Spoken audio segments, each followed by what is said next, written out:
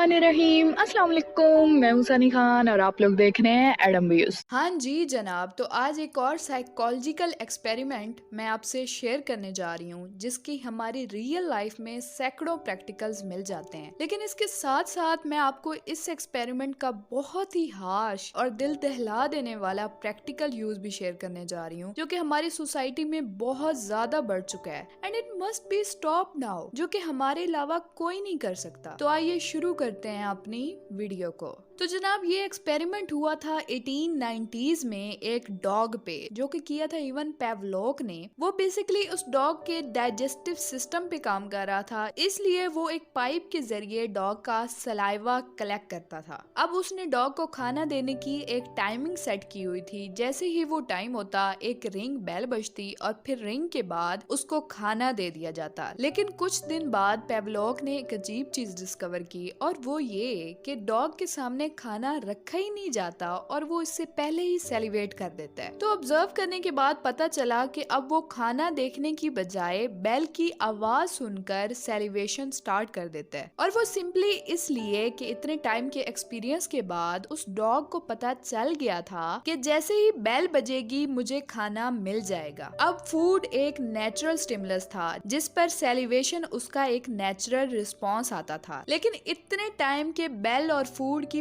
Pairing experience के बाद वो बेल के एक अननेचुरल स्टिमुलस पर सेलिब्रेशन का नेचुरल रिस्पॉन्स देने लग गया। तो ये थी क्लासिकल कंडीशनिंग जो कि आइवन पेवलोक ने प्रेजेंट की थी। अब यही चीज अफसोसनाक तौर पर यूज की जा रही है हमारी गली मोहल्ले में तमाशा दिखाने वाले बंदरों और रीछों को ट्रेन करने के लिए। तो ये जाहिल लोग करते क्या है कि सबसे पहले बंदर या रीछ का कब यानी उसका कुछ माह का बच्चा पकड़ते हैं और सबसे पहले उस बच्चे की आंखों के सामने उसकी मदर को शूट कर देते हैं, ताकि उस बच्चे का माइंडसेट डेवलप हो जाए कि अब उसकी प्रोटेक्शन के लिए कोई नहीं है और उसके पास सरेंडर करने के अलावा कोई ऑप्शन नहीं है। यकीन मानिए ये बात बताना ही मेरे लिए बहुत मुश्किल हो रहा है, और वो ऐसा करते हैं। और फिर उसके बाद वो पेवलोक की बताई हुई क्लासिकल कंडीशनिंग जालिमाना तौर पर यूज करते हैं उसको डांस के लिए ट्रेन करने के लिए। यहाँ शुरू होता है असल जुल्म, जहाँ उस कब को एक बड़े से तवे पर खड़ा कर दिया जाता है और फिर उसकी रस्सी के जरिए उसे ऊपर की तरफ खींचा जाता है, या फिर एक डबली की आवाज या किसी किस्म का और म्यूजिक लगा दिया जाता है। जैसे ही वो बेचारा जानवर उस म्यूजिक को या उस एक्ट को ऑब्जर्व करता है तो उसके फौरन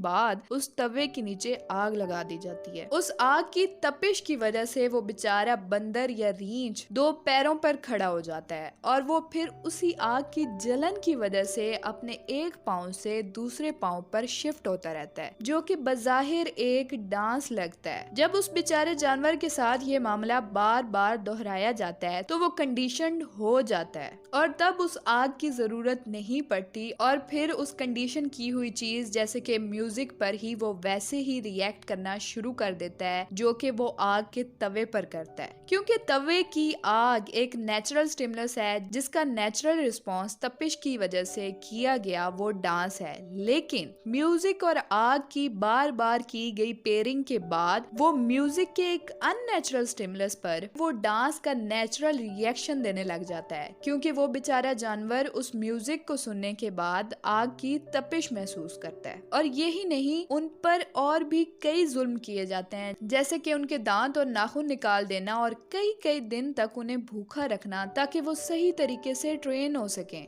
यकीन मानिए ये बात शेयर करते हुए भी बंदा कांप जाता है। तो सोचे उन जानवरों की तकलीफ का मंजर कैसा होगा। खुदा का वास्ता है, अल्लाह का वास्ता है, ऐसे तमाशे देखना छोड़ दें और वो बच्चे जो ये देखने के शौकीन हैं उनको भी समझाएं कि वो जानवर ऐसा डांस क्यों करते हैं, ताकि उनको भी इन तमाशों से नफरत हो जाए। आज ईद मिलादुन नबी सल्लल्लाहु अलैहि वसल्लम का दिन है, तो उस नबी की मोहब्बत में जो एक चींटी तक को तकलीफ नहीं पहुंचने देते थे, इन जानवरों पर रहम खाएं, इन तमाशों का बाइकआउट करें ताकि ये चीज हमारे मुआशरे से साफ हो सके। तो ये थी मेरी आज की वीडियो, और प्लीज गाइज आज की वीडियो आप लाइक करो ना करो, शेयर जरूर करना ताकि ज्यादा से ज्यादा लोग इस चीज से आगाह हो सकें और ये जुल्म रुक सके। अल्लाह पाक आप सबका हामी और नासिर हो। फी अमान अल्लाह। ईद मुबारक।